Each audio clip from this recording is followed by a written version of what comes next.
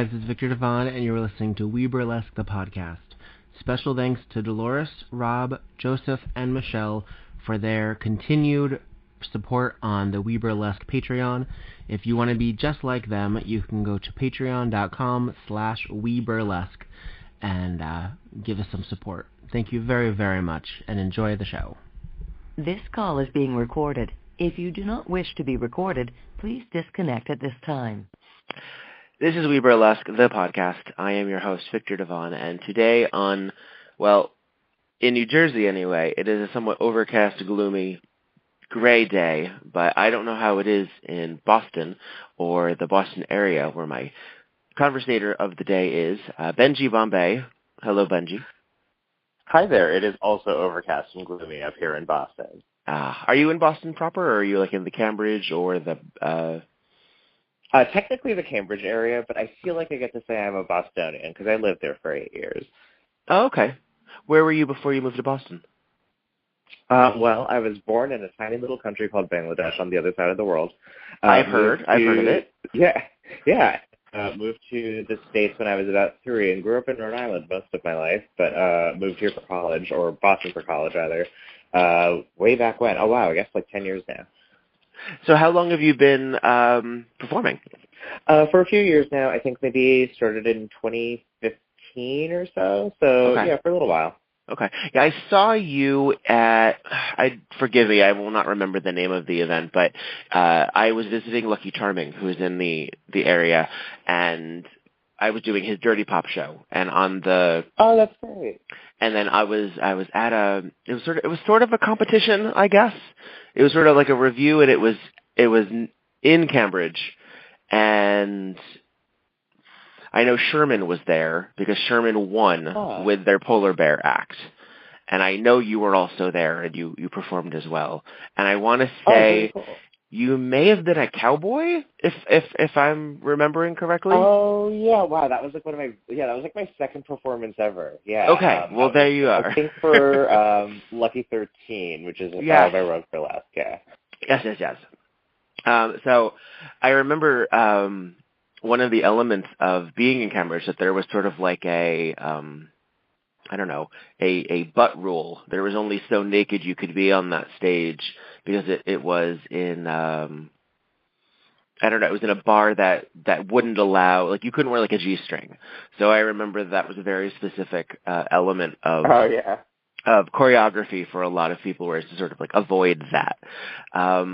Which, I mean, a lot of people probably in burlesque would say, well, why would you bother? But in a way, it's no different than burlesque was however many years ago, back when you could only do so much. And even in New York and New Jersey, we can only do so much as well. What led you to the world of burlesque? What led me to it? So really, a few of my friends had been performing for a few years. So I had been a fan of burlesque for, years leading up to actually performing. But I think, one of the things that's really big for me is kind of just pushing myself out of my comfort zone, and as someone who kind of grew up feeling, really insecure about their appearance, I just figured, okay, like, what is one thing that terrifies me? And that's like, getting naked for people. That's about as scary as it gets. So for a New Year's resolution, I told myself, what I'm going to try this year is burlesque. And then, the new year rolled around, and I signed up for a competition many, many months out into the summer. And that kind of just gave me enough time to, put it out of my mind until it was time to do it. And then kind of from there, I've stuck with it since. So is there anything that you use burlesque for as a platform, just as body positivity or getting outside your comfort zone? Do you also use it as a political commentary, or as a sort of a mirror to hold up to the audience? Sure. So, before I started burlesque, I think my goal was always like, oh yeah, I'm going to use this as a tool to, change the world and make all of that, important social commentary. But I think, once I actually started performing, my first and foremost goal is kind of really just to have fun with it and entertain people. And I think as I started doing that more and more, just kind of part of my natural personality, and, naturally certain, social issues are important to me, so they kind of bled into my work regardless. And, you know, I think it's kind of really a two-component thing, you know. So there's the performance element of it, you know, which is, you know, doing it on stage, but there's also, you know, the performance of, you know, Benji, you know, just in the world, like as a person, you know, on social media, who also makes a lot of that social commentary, which maybe doesn't necessarily make it onto the stage, which I think, you know, you've seen from, you know, us being Facebook friends and whatnot. Yeah. So I think, so it's not always necessarily on stage. You know, I might take that opportunity, like, outside of performing, like, in an actual burlesque act, too. Having seen a lot of your commentary on a lot of the frustrating and annoying and downright racist things that a lot of our culture can provide, that you have to respond to. And you have to respond to it because it's to you, or it directly involves you. And a lot of that also, I know, approaches or happens in a gay culture, whether that's in phone apps or in gay interaction or the way that people respond to you, either on stage or off stage. And Sure. I'm curious, has anyone ever said that, like, the name Bombay or something like that sort of creates an element of exoticism? Was that a purposeful name to sort of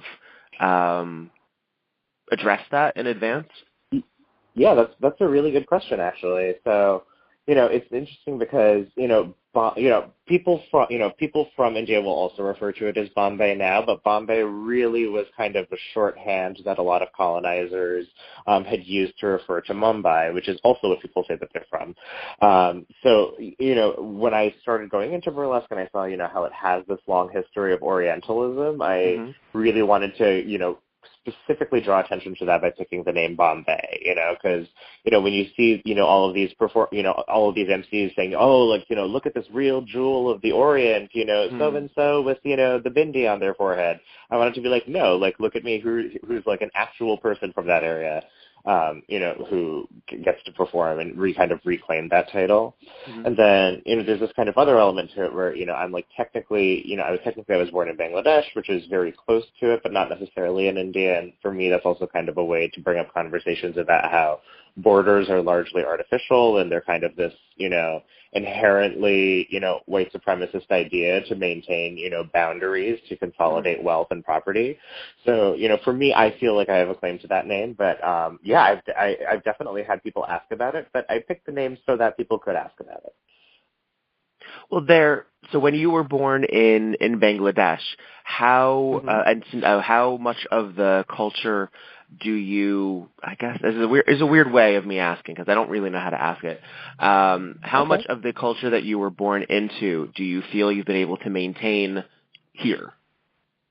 That's a really good question, you know, and I think a lot of South Asian diasporic people would relate to this, which is that, you know, I moved to the United States when I was really young. I was about 3.5 years old when I moved here. So for me, my biggest priority was to distance myself from my heritage as much as possible so that I could, you know, assimilate into white American society and, you know, really, you know, make new friends here and, you know, speak perfect English and, you know, not really regard my heritage at all.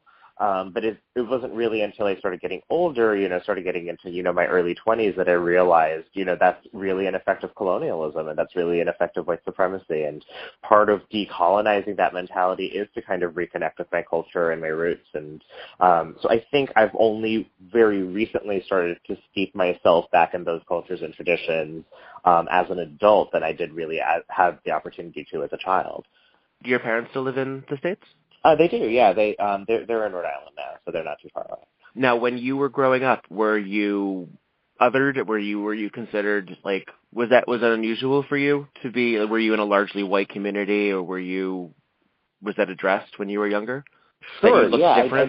Oh, absolutely, right. So I grew up in a small suburb that was mostly Irish Catholic or Irish Catholic or Italian Catholic, and also like some Protestant folks mixed in between.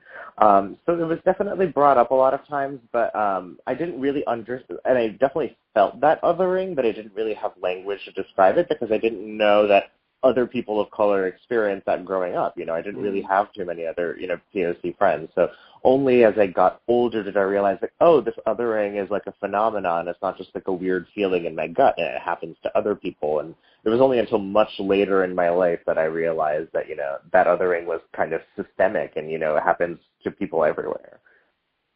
Well, I was raised in Connecticut, and I was born there, and so I really think we had like one black student in my elementary school. And then when I moved to New Jersey, suddenly I was in a very diverse elementary school, and I was actually one of the very few white people in there. And I remember saying to my parents or saying to my family or whatever, like, I didn't understand why there was, I don't know, a recognition that I was one of the only white students. Because to me, I had heard about the civil rights movement. I had learned about that. My mom is an immigration attorney. So cool. I was very much aware of systematic racism and systematic and people trying to come over here and things like that, and other cultures that were. I was not taught to learn that Christopher Columbus was a great guy. Like that wasn't part of my upbringing, but I didn't understand it in a present day context, I guess. Like I thought that had happened like a long, long time ago, and I didn't understand that you could still be a racist. I thought we had gotten past that. Right. So, and I don't think I had realized until my mom told me, like, no, you don't understand, like, I was in Washington with Martin Luther King. Like, that happened in my lifetime, too, that she had been part of the march. And I was like, oh, so that wasn't that far ago. Like, for some reason, I just assumed it was like a million years ago and all white people had gotten the hell over it.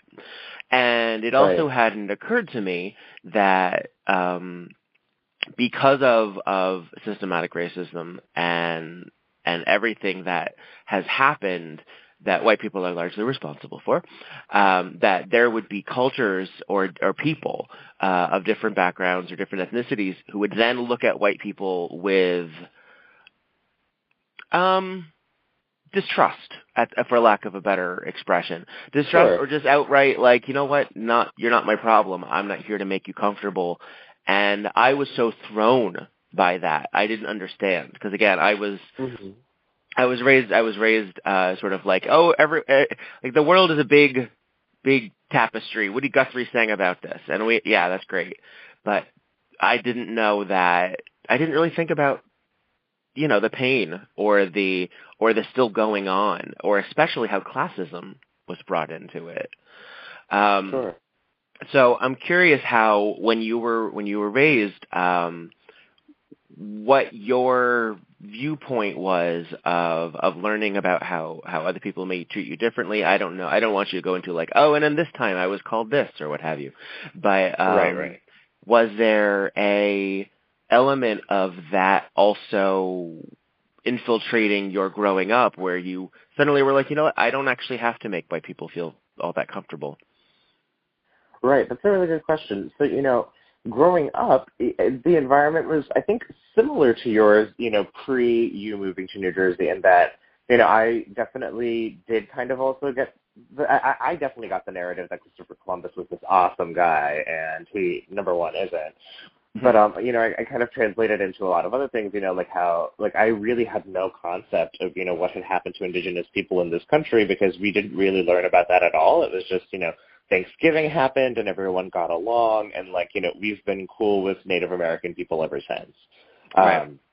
So I had also kind of expected to grow up in a post-racial society, and whenever I did have these kind of weird incidents, particularly post 9/11, I think was kind of the wake-up call that, oh no, racism is still very much alive, because, growing up in a Muslim family, it was like, I was really made distinctly aware of the differences between me and, the rest of white American society.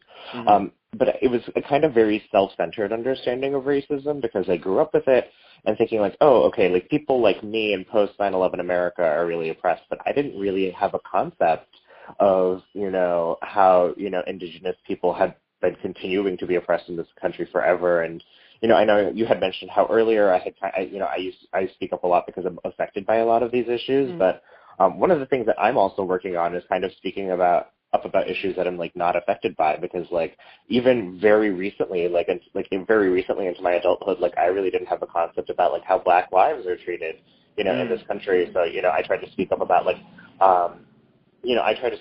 anti-Blackness, in our society and also in the burlesque community. Even if I'm not directly affected by it, it's important to understand, where I fit into this kind of larger structure of oppression. And even though I've experienced, awful experiences growing up, there are people who've had it worse than me. And, I have a responsibility to kind of also speak up about those injustices, too. And I didn't really know that until, other people of color kind of performed the emotional labor to educate me about it. And I'll say that is a large component also of the Boston scene is art and entertainment that addresses racial issues and socio-political issues so freely, at least through some folk like Jane Doe or Alternities, the festival as a whole. I know it's really a showcase of not just what's going on in burlesque talent-wise, but what's going on burlesque-wise, what we're all dealing with, or what we need to see, what we need to figure out. Yeah, it's a great show. Do you feel that burlesque is inherently political, or do you feel that there is a time and a place just for, not mindless entertainment, but let's just not think about it and raise a glass?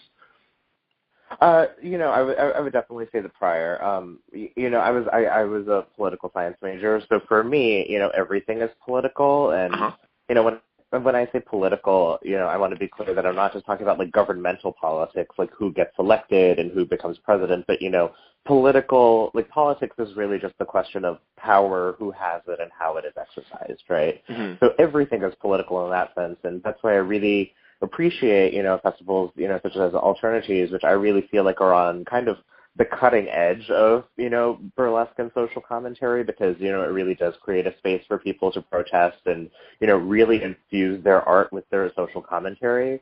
And, it was kind of a wake-up call. I was very lucky to be doing, to be doing Alternities and, to be in Boston. But when I kind of started getting to talk to performers from across the country, I realized a lot of burlesque is not there on the political spectrum. For a lot of people, it really is just this fun thing you do in bars, and you do kind of just raise that glass and not really think about the social issues behind them. So I feel very lucky that we're in a specific place that gets to do that, but I definitely don't think burlesque across the country is necessarily that what's the word for it? I guess they're not that alert to necessarily social injustices the way we might be here, particularly in this corner of the East Coast.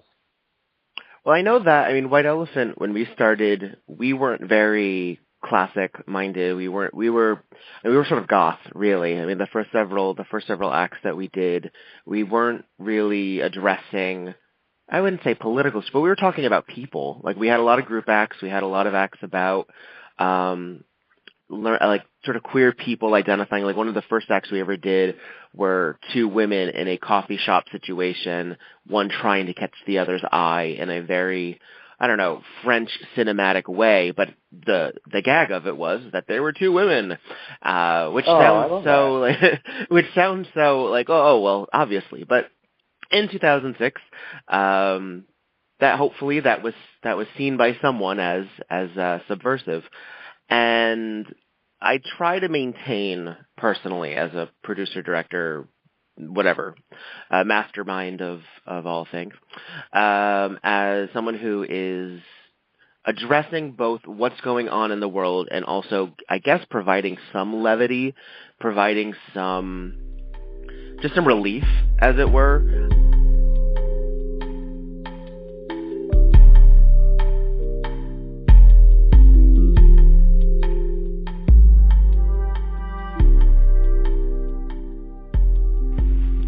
Hey, this is Viktor Devonne, and this is a little bit of a footnote. Apparently some of the original audio was lost when this was recorded.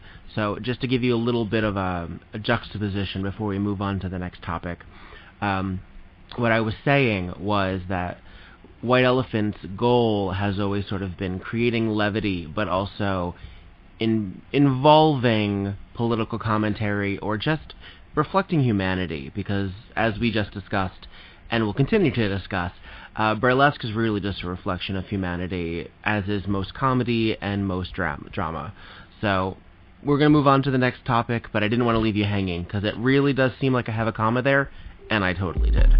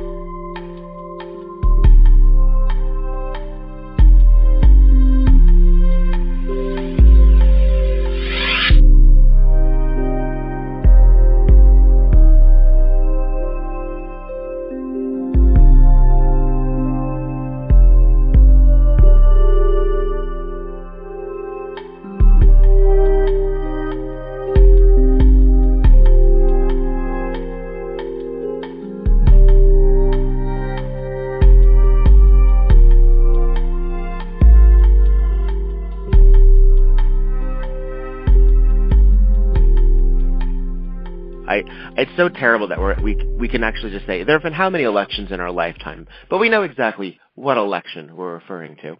After the election happened, like there was a certain feeling of depression, of just feeling so down, but also like we also just felt so low. Like we just like there was like this crater that was just created by all of this.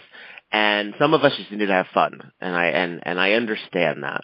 And there is an inherent risk, I think, especially in New York, that since a large component of burlesque audiences are ourselves, a lot of burlesque performers go to see other burlesque shows, that it's not just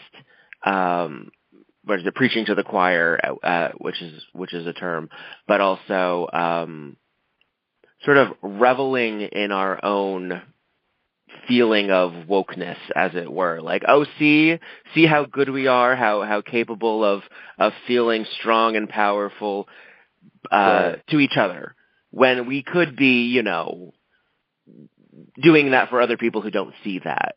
But there's a certain feeling of I don't know, connectedness, and I think when we watch other people, even though we already feel the way that we do, that we're sort of reaffirmed in our place, that we are resisting in whatever way, even if it feels sort of frivolous at a bar or at a club on a Friday night or what have you. What do you feel is... Oh, sorry, go ahead. Yeah, no, please, jump in. Oh, no.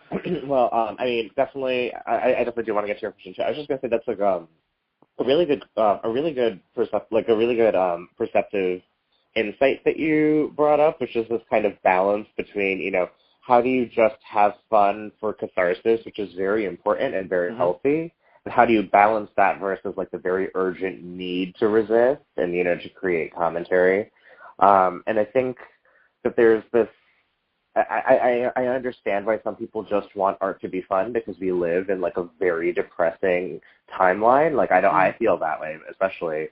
But I think the people who think that, politics can just be put aside for the sake of having fun and for their own mental health are people who aren't really affected by politics that much.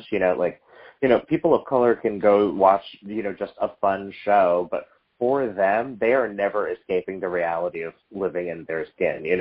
The catharsis is like always limited for them. And so I think that it's kind of incumbent on all of us to, even when it's not necessarily fun, to still be making that kind of, hashtag resist art, which I'm critical of in certain ways. But I think it's important for us to still be doing that. And, the reaffirmation and that cathartic art making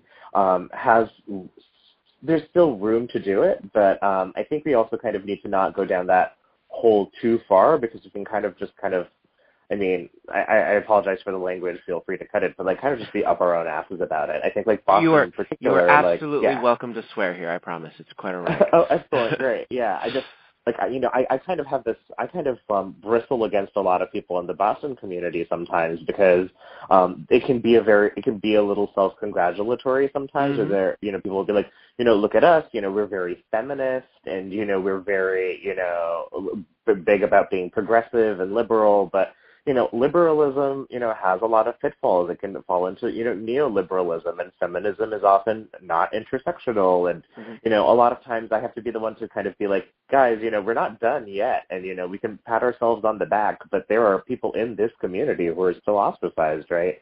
So, yeah, I definitely feel like we can be up our own ass sometimes, but we kind of just got to, it's uncomfortable to be told that, but we kind of all need to like wake up and snap back to reality sometimes. But I didn't mean to diverge too much. I'm happy to answer your question too.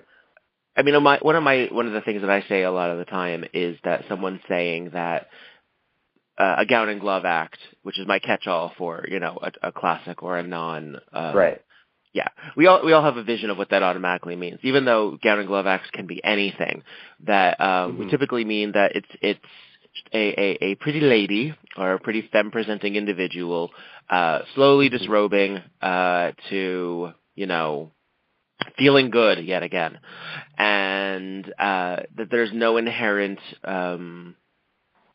politics associated with that, which I don't agree with, because I believe that, especially in burlesque spaces, if the show is done correctly, that woman has agency. That woman has she's not just doing this because she was hired by someone to just entertain.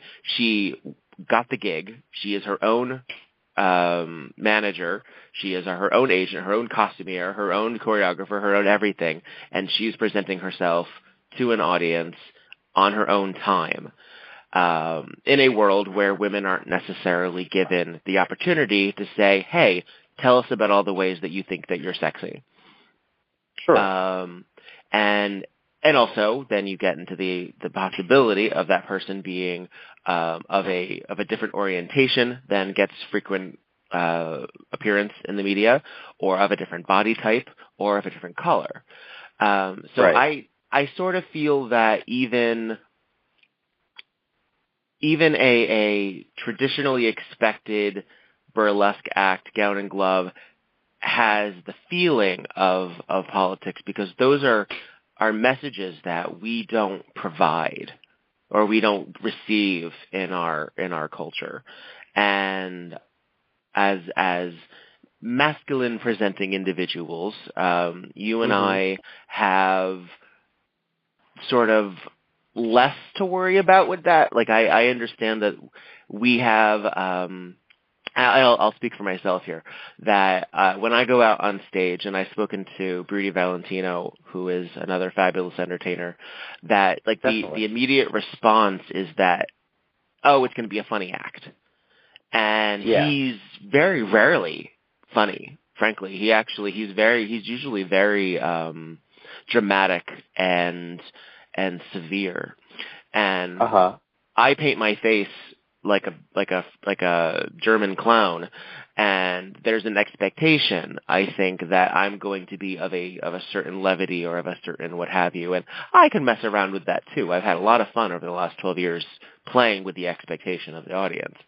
What do you, as someone who also is mass presenting, and we can get into what that all means in a minute, how you are perceived from when you first walk out on stage, especially as a person of color, but also as someone who is somewhat of a minority within a minority, which is a person of color, mass presenting person on stage. How does the audience usually immediately respond to you?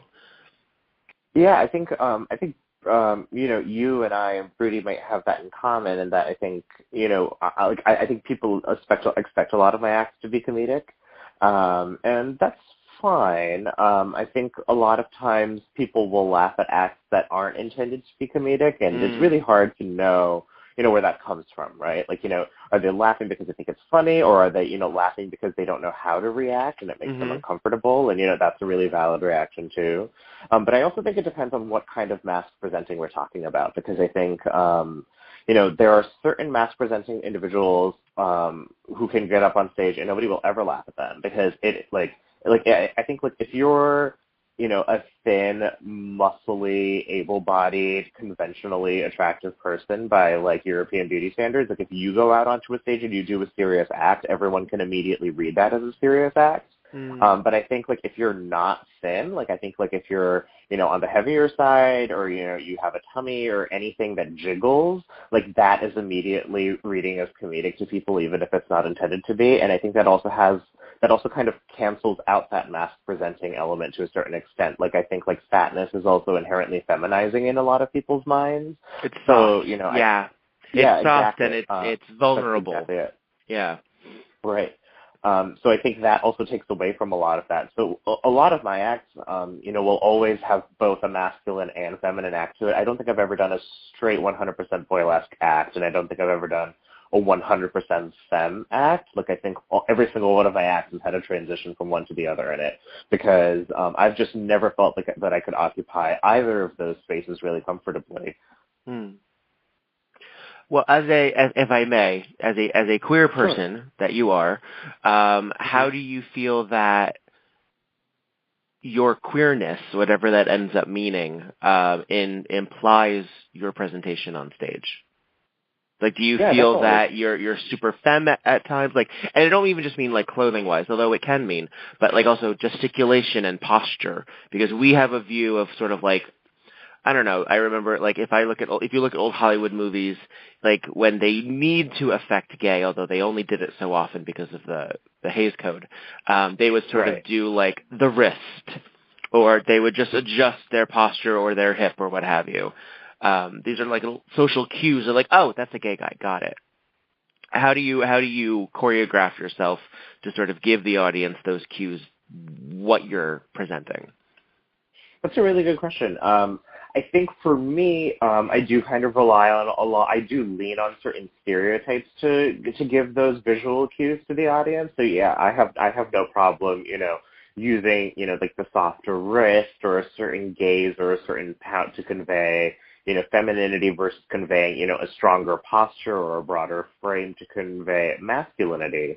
But I think for me, what's more important than conveying either of those two binaries necessarily, what's more interesting to me is kind of what motions can I do to convey something in between those things. So for me, one of the pieces of feedback that I've gotten on a lot of my acts that I don't necessarily disagree with is that there's a lot of violence in my acts. So the violence doesn't necessarily mean pointing a gun at someone and shooting it.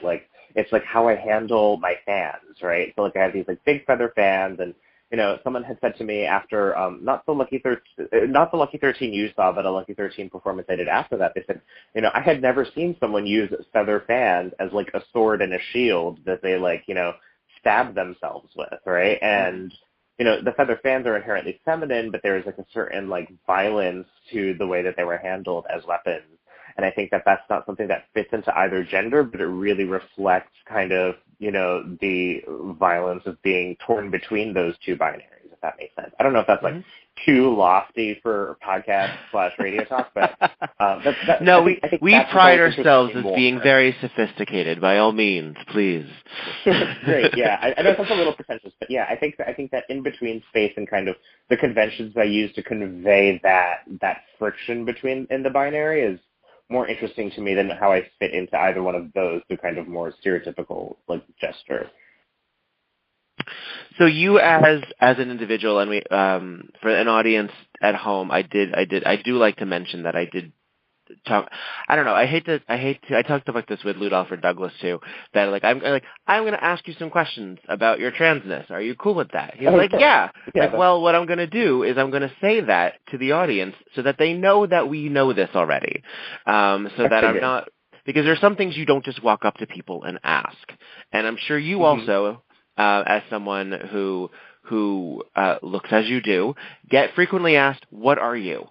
or "Where are you from?" or something like that. And that is a shitty thing to start a conversation with. So as someone who may exist within the binary or outside of the binary on stage or what have you, how do you identify as an entertainer and as a person who's going to the gig? Sure. As Muggle me, as I like to call it, I identify as a genderqueer / non-binary person. And specifically, I consider myself a non-binary fan. And, that usually is confusing to people because, they see, a person with, stubble and, who doesn't wear sundresses every time, on the way to the gig. And, I'm read as, mask presenting, as we've discussed. Mm-hmm. When I'm actually at the gig, when I'm Benji, Benji, is typically why I'm fine going with, he, him, his pronouns, because it's, sometimes it's just an easier shorthand for people to use rather than they, them, which I use pretty much exclusively in my Muggle life. But I would say Benji is, while being, a genderqueer performer as well, is, more comfortable being considered mass presenting because a lot of those acts kind of lean on that, in a certain sense. And, as a penis-having person, I, have definitely leveraged that, as a visual gag many times. And while that's not exclusive to masculinity or being male, I think the connotation is there enough that, I don't blame people for assuming that Benji is a man. Mm. How different from yourself, from the Muggle to Benji, is there? How different in the way that you move, or is Benji more of a costume or more of a putting on an identity in a similar way that some drag queens might feel, or that some actors might feel that when they put on the role and then when they leave the role they leave it on stage, or is Benji inherently informed by who you are as the person walking down the street? That's such a good question. And it's so funny because, before really getting into performance, I had always thought that alter egos were kind of just, for hacks. I never really bought into, performers who said that they had alter egos. I thought that was kind of silly. But, as I've been talking to my therapist more about this, over the last year, there really is a very clear, delineation between who Benji is and who Muggle me is. And I think the difference for me is that I wouldn't say it's a costume, and I wouldn't say it's an identity that I put on. I would say that Benji is kind of more of my dark side. But when I say dark side, I don't necessarily mean bad side. I mean more just kind of really represents a lot of repressed ideas and feelings that Muggle me has. And, Benji really represents a lot of sensibilities or emotions that I don't convey in my day-to-day life. So that to me is kind of what I mean by a dark side. And I think, and that's also why, if you can believe this, Muggle me is actually more political and more radical than the Benji you see on Facebook. So that's why, Benji is, kind of fine with going by he, him, his pronouns, and Muggle me wouldn't be. There's a certain looseness to Benji, which is just, Benji will meet certain people where they're at politically and will kind of, pick his battles in terms of what he wants to do. But whereas Muggle me is kind of much more of an abolitionist and kind of needs how, what is it, My Way or the Highway? Or I was mixing up My Way or the Highway with Hell or High Water, and I was getting Hell Way or the My Water. But I would say Muggle me is much stricter, and that strictness comes with keeping a lot of emotions kind of locked up very tight to get through the world, whereas Benji is kind of much looser, kind of the Black Swan version of Muggle me, I think, is a good way to put it. What about for you? I think I've learned so much from being Viktor Devonne that I never could have anticipated. I was always a very chatty child, and then to a degree, I was never chatty about my feelings or my emotions or what I thought about the world. I latched onto pop culture, and I latched onto things that I was seeing, I'm not sure of our age differences, but there were, before Access Hollywood, there was A Current Affair and Hard Copy.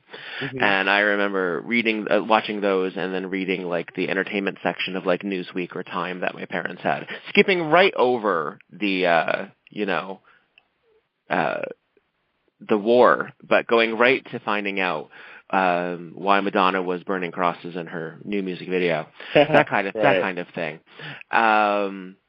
And my sisters were the MTV generation, so I was born in '83, so there was never a time when, and also it was like that transition between Reagan and Bush that was, I don't know, there was a certain level of let's talk more about private lives of celebrities than ever before, and we no longer have to do blind items. We're now just going to say it.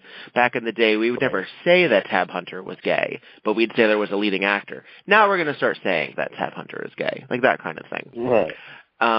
Which, I mean, if you really look at it, like that really changed from even like the 70s. Like suddenly we got really bold as a media culture. But like I remember being like really fascinated with that and sort of treating it like my own personal soap opera and seeing who was connected to here and learning about how movies were made and stuff like that. And like that was my contribution to the dinner table, which is not to say anything about myself. And I was dealing with my own identity, which at the time I was pretty femme. I was a pretty femme child. I would flounce about. I had a sense of I had a higher voice. And then when I was approaching middle school, and those things started to be more unacceptable to my surrounding areas. My parents were always cool about it, but you know, I wasn't homeschooled, so I had to deal with everybody else. I sort of like stiffened, and I got really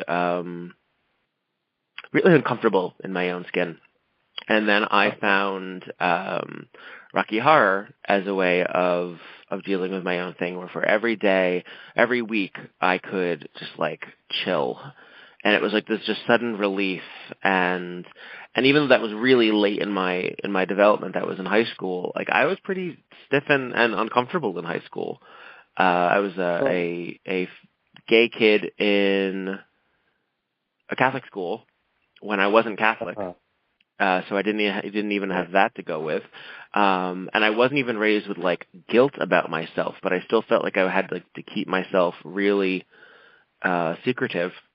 And then by senior year, I was like, fuck it, I don't care anymore. Like, I just can't. I was exhausted.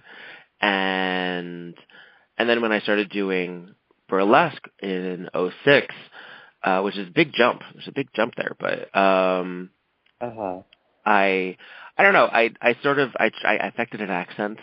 I used to pretend that my big influence was like Alan Cumming in Cabaret. I was like, oh my God, I would just be this, and the thing is, but that wasn't really me. Like, that's still not me. And it was an affectation, and it did come off, I think, as a little disingenuous. And also, I'm terrible at accents, which means that I would eventually, for some reason, I would start with German, and I'd go to British, and I'd end up Australian. It was terrible. And then I dropped it because I used to MC a lot more, and then we stopped MCing. And honestly, that started helping, because then I started having to convey everything I needed to in the individual acts, because all of the acts were butt up against each other, because they were like scenes. We didn't do them. They weren't introduced the same way. And we do an hour show, and it would just be act after act after act after act with no break. Mm-hmm. And I love that format. It is very theatrical, and it is the audience has to be in on it, but I do enjoy it as well. I do also enjoy emceeing. I've learned a lot about myself from that way too. I've learned a lot about, I'm producing every week minimum now, so, because I have a weekly in Manhattan, and so I've learned a lot about language, how I present myself, how I'm uncomfortable, what alcohol does to me, what being tired does to me, what being mad about somebody or having to introduce somebody that I don't particularly like. And I think that, if anything, whenever I paint my face, even though I'm fine now, I'm comfortable now, but there is still a certain when I'm done painting my face. Like, it's strange to me as someone who is has a grown-up job, is married, is for all intents and purposes maintaining a quote-unquote normal life, to paint my face in a darkened bar and then go upstairs for an hour and a half. It's still my favorite thing in the world. So right, I was actually going to ask you. Oh, sorry. Go ahead. Yeah, go ahead. Well, I was just to conclude my little Victor the miniseries. I've taken all of the things that I've learned and I've tried to be like, you know what? I don't need to worry about. I will say, I mean, as someone who has dealt with body images issues his whole life, even when he potentially didn't have to, oddly enough, like when a good 30 pounds ago, I was also worried about it, which is strange to me now. But it does tell you that it really has very little to do with the actual weight. I'm like, well, Victor goes out there, and everyone loves Victor. And I don't need to feel like when I'm not Victor that suddenly I'm unlovable or that I'm not, like, I don't need to do that. And I mean, yes, and also since I am married, I also have somebody who loves me for who I am, and that's terrific, don't get me wrong. So I have to remind myself, and I'm like, no, I'm worthy. Like, I'm worthy. And I don't know where along the line I got the idea that I wasn't worthy, because that's certainly not anything my parents ever told me. It's certainly not anything that my husband has ever told me, and it's certainly, well, not that I haven't had relationships outside of him, but it's certainly, and I would say that I've been in relationships where I have felt unworthy. But somewhere along the lines, I had to start saying to myself, no, learn from Victor. He may not be everything that you are, and you may not be everything that he is, but he's got the right idea. Yeah, I love that.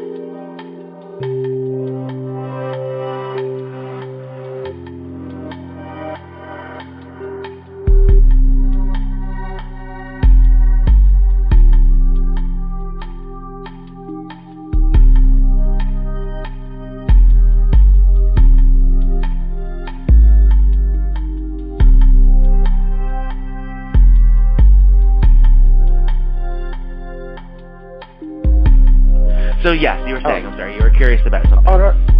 Sure, yeah, I was going to ask you. So, I mean, if you've already explained this in the past, then definitely don't feel the need to be redundant about it. But I was wondering if the German clown was a nod to cabaret.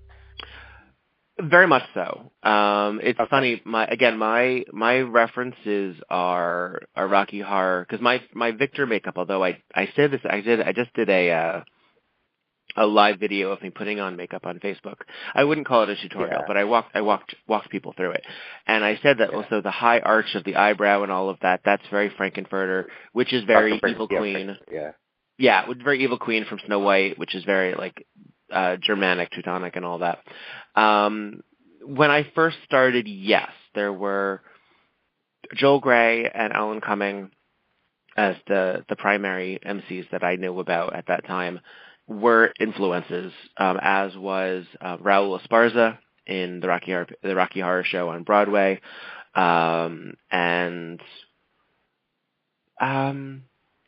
like just certain, like, I, for some reason, even when I played riffraff in Rocky, like, I would still paint myself whiter than I was, more clownish. But American clowning doesn't really hold anything to me, and I've met a number of American clowns, and I have talked about how I don't have the skill sets that a lot of them do. I'm not trying to pretend that I have the skill sets that a lot of them do. Clowning is an art form. It's no different than learning how to dance. It's a style. And then you also have mime. I'm very frequently asked if I'm a mime, and then I'll speak, and that should be the best clue they have. But my face is even whiter or even more clownish than even Joel Grey or Alan Cumming. So for some reason, the lips and the eyes and just the popping out of like this non-pore friendly face, for some reason that appealed to me. I'm not entirely sure why. And just the face, like, I don't paint any other part of my body. I don't, and I very clearly leave the lines. There's a certain just theatricality look about it that I really gravitate to. But yes, I would say I was very heavily influenced by Cabaret, with a comfortable recognition that I was not trying to be the MC from Cabaret.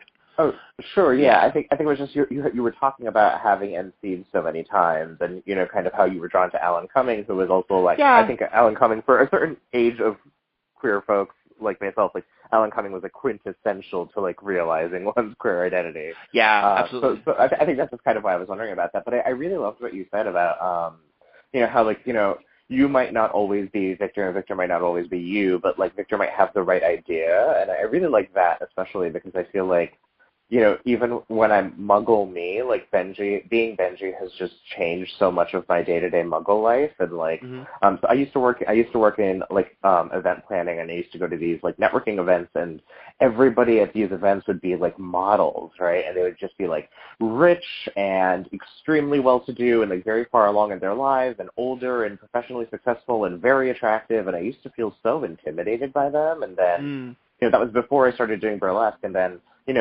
I think last October I went to this like event with the same people, but it was like a Halloween party, and I very quickly realized I was like, you know what, I'm actually the most interesting person in this room. I used to be so afraid of not being interesting enough, and that's never something that I'm scared of anymore. And most people that I would talk to there, like they were all fine people. I'm not saying you have to do burlesque to be interesting, but they would all be like, oh yeah, like I work in like like a fashion magazine or whatever, and that I wouldn't be intimidated by that anymore, because how many people have a secret life where they like strip for strangers, Yeah. I think also what's sometimes interesting to a lot of people is that when it's not a secret life, like when you say it, they like their voice will go low, and they'll realize all of a sudden that my voice isn't going lower. Like no, like I'm a burlesque performer. Really? Like yeah, I perform about 4 times a week, and then they're like they have that audio cue of like, oh, this isn't a secret. Oh, okay, tell me more. That can be a lot of fun. Too. Yeah. I've never had a problem. Opens up their world, really. Yeah, I've never had a problem being overly sherry. I do. I talk a lot. I feel like I'm writing my memoirs every single time I have a conversation with a stranger, because invariably someone will ask about something as innocuous as, oh, do you have any brothers and sisters? And I'm like, well, buckle up.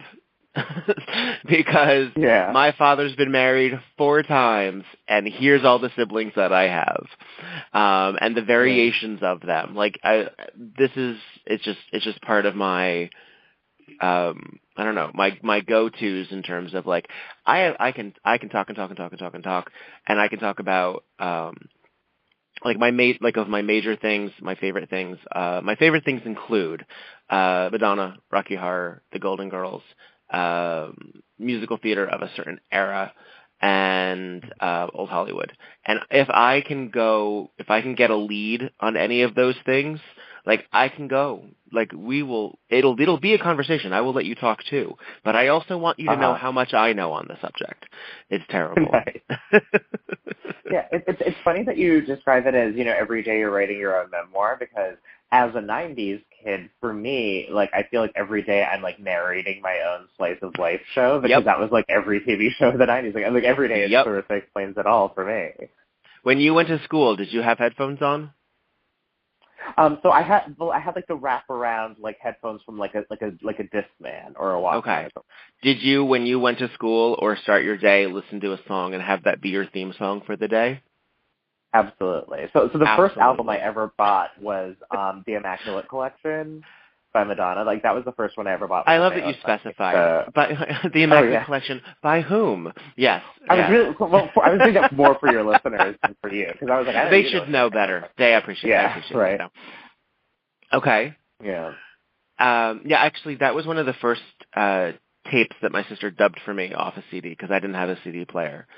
And that started everything. That the whole Vogue era was a very important part to my development as a whatever the hell I am. Yeah. Yeah, I mean, that is still my favorite era of Madonna. I have to say, I have not loved how she has, if she has caught up with the times, I'm not super sure. But I do really respect and appreciate kind of what she was in the 80s and 90s, particularly, and for me growing up. Mm-hmm. Yeah, no, my favorite era for her is the Dick Tracy era, and that actually sort of encompasses a little bit of the 80s and a little bit of the early 90s. And I was really receptive to that as a kid, because Dick Tracy was sort of like this big glossy movie that wasn't particularly hard to follow. It wasn't particularly deep. It followed a lot of the same archetypes because it was based on a comic strip, and I was like really, I thought that was really cool.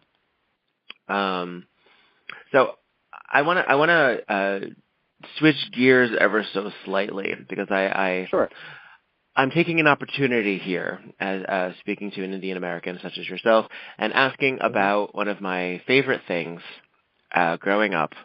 Although I have a complicated relationship with it now, partially because it is less quality than it once was.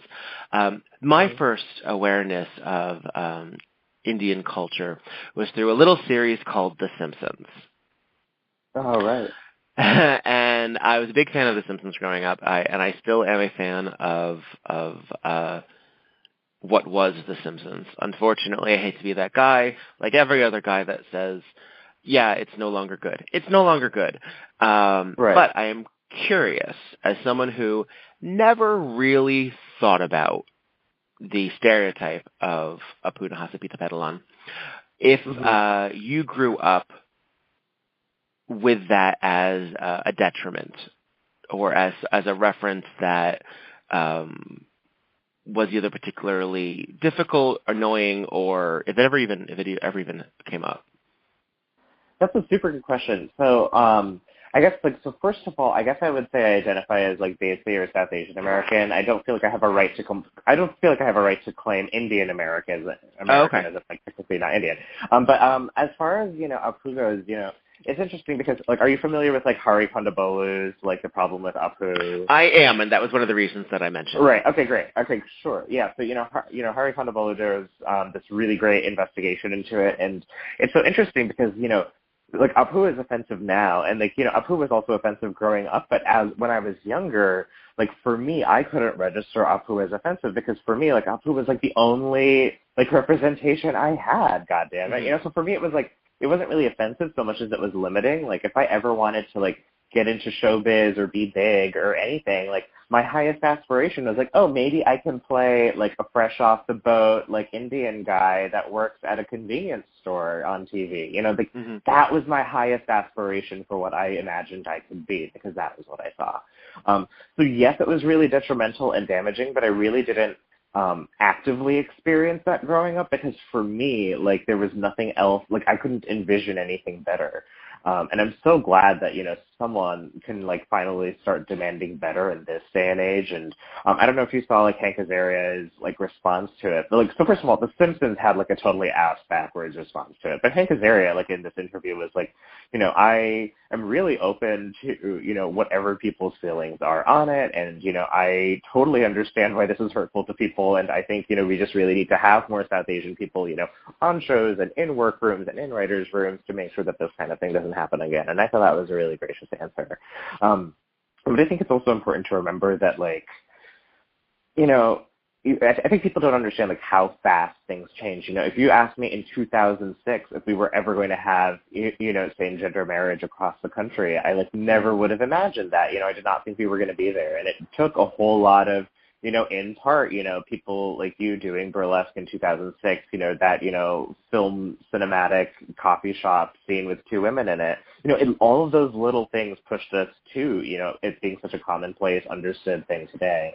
And I think about how even 10 years ago, in 2008, no white person around me believed that white privilege existed. I could not, for the life of them, convince them that white privilege was a thing that they benefited from and actively leveraged to oppress other people. And now, today, in 2018, even if not everybody still gets it or appreciates it or understands it, or, they all still at least can understand that white privilege is a thing and that it's real. So I feel that's just a huge jump we've made, in the last decade in terms of, the consciousness, that we have now. So I really think that, even though I wasn't actively, hurt by Apu, growing up and found that really offensive, I think it's important to kind of reiterate that that's because it was so damaging that I couldn't envision anything better for myself. So I'm glad that we're kind of demanding better now, and I hope that leads to, far better representation down the line. I mean, I've heard, and again, as a fan of the show, I've seen that, yes, there are other stereotypes in the show. I understand, that's the basis of certain comedy. That's just how that's what we do. And what bothers me is that for a lot of criticism of the criticism, as it were, because it's not necessarily, pro-Apu. It's anti-Apu backlash. That's really what a lot of the argument is. It's which also then translates into, don't make me feel bad about this thing I like. Stop it. It's sort of like an adult version of, you're ruining my childhood. It's to let people enjoy things. Yeah. And the thing is, though, again, no one is stopping you from enjoying things. You're stopping yourself from enjoying things because you're allowing this criticism of something to therefore affect you. Exactly. You could just as easily say, "Oh, I don't agree with that," and move on. You could. But we aren't reared to do that anymore. We now have comments and like buttons, and we can now, bitch about it. And that's fine. But one of the criticism of the criticism that I have seen is that, but Apu is one of the nicer characters, and that he has all of these great qualities. And the second of all, and then I'm well, then you're not paying attention to the show, because he is as flawed a character as any of the others, which is fine. Right. But if your viewpoint is that he is better than many of the other characters, as inaccurate as that may be, then that is still an element of exoticizing or racism or the magical aspect of a person of color. And that's still racist. Racist doesn't have to come out in a sheet. That's the thing. Racism frequently just others. There's a reason I spoke with Philana Fox in an episode. She's a local performer, and she talks about the Hottentot Venus. There's an element of saying, look and be amazed at this savage that has been able to be, that is so fantastic. You're still doing that. Because you're even saying, no, but even this character can still be one of the proponents of moral status. And that's not even true. But then you're saying that he is. Exactly. And the thing is that even though it's nice, it's still dehumanizing, right? Because it takes away any human element and it reduces them to these superficial qualities that have just been kind of ascribe to them.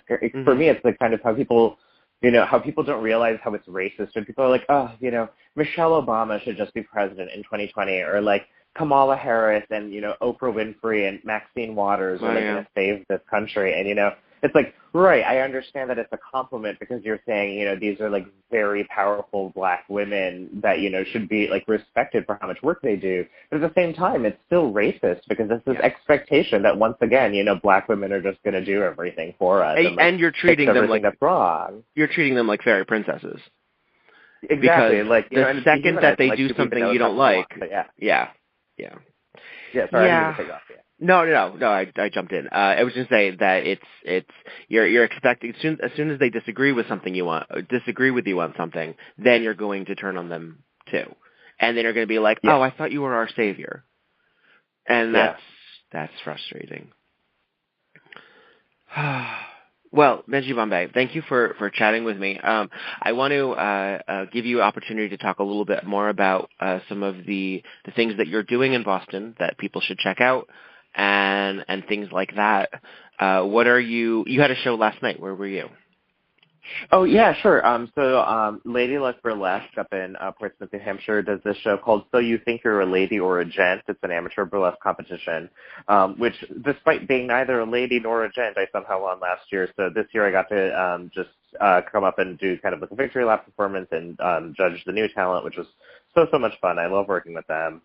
But as far as upcoming things go, so basically this coming Friday, May 18th, I'm starting to teach a 6-week Queerlesque course that people can sign up for through Brooklyn Boulder Somerville. And if anyone has questions about that, they could just look up Benji Bombay on Facebook and get in touch, and I can hook them up. Beyond that, just a bunch of shows coming up throughout the spring and the summer. The one I have to say I'm most excited about, and I don't think anyone can hold it against me, is I'm very excited for everyone in Boston to hopefully go see United Colors of Burlesque. That is going to be a super awesome show. What is that? But so it's a couple of POC performers decided to produce their own all people of color show in Boston, and I will definitely. I have definitely submitted for it, and even if I don't get in, I will absolutely be attending, and I encourage everyone else to, because I just think that's a really important burlesque thing that's happening in Boston that I want to just keep plugging like to my last breath. Because I think it's so important and needed in this community. And then, so basically that is like the one show that I really want to plug. And then I would say, the Queerlesque courses coming up starting next week are going to be a lot of fun. And it's for all genders, all skill levels, and it's a combination of studying queer theory and for kind of from a more academic perspective, but also burlesque history and how to incorporate that into queerifying our burlesque performances and making our own acts, and it culminates in a showcase at the very end for everybody who participates. Splendid. Yeah. How is burlesque in Boston? What have you found to be some of the places that you feel most comfortable in and working with? Yeah, that's a really good question. I would say the best burlesque opportunities I've definitely had in Boston have been Alternatives, which I've submitted for again this year and had the great honor of doing last year for the first time. It's just this neo-burlesque festival where people can submit from around the country and get to perform their kind of weirdest burlesque acts that they've got in their portfolio, I guess. But it's always gone out of its way to be really diverse, not just in terms of like skin color, but in terms of physical ability and age and socioeconomic status, which is really important. And then the other show that I've found to be like one of the best places to be myself in was a show last December called The Butt Cracker. And I just really loved it. It's just a show about butts and poop and farts and all other very sophisticated things. But I really loved it because the producers were, they use the show to raise money for the Massachusetts Bail Fund. And it's really, really important to me that shows, really go out of their way to talk about social injustices and what people can do in the arts to combat them. So I just felt really welcome and safe in that place and was glad to be doing something, glad to be a part of something bigger there. And which is not to say that, Boston is a perfect place for burlesque. Boston is one of the most racist cities in the country. It's one of the most racially segregated cities in the entire country. And that absolutely, bleeds over into burlesque too. So we've got a lot of work to do, both, on stage and online. But I'm very excited to be fighting the fight on both fronts. And I'm very grateful for you to, have me on your show to talk about that a little bit. Yeah, my pleasure. If at any time you find yourself in the New York area, hit me up. I'd be glad to introduce you to some fabulous performers and performance opportunities here too. I love that. Thank you. We also have a lot of work to do, but we have a lot of us, I think, again, have the right idea. So I'm really glad to be in the mix of a lot of beautiful weirdos. And I've seen that also to be true of Boston, and I'm really glad that you have that. Yeah, I'm a huge fan of New York performers, so I'd love to get to see y'all, and I hope I run into you soon. Yes. Well, thank you again. For those of you who want to check out Benji Bombay, I will, in the footnotes of the podcast, I will include methods of keeping in touch. And Benji, all the best, and have a fabulous rest of your weekend. All right, you as well. Thanks so much. Bye-bye. Goodbye. This call has been recorded.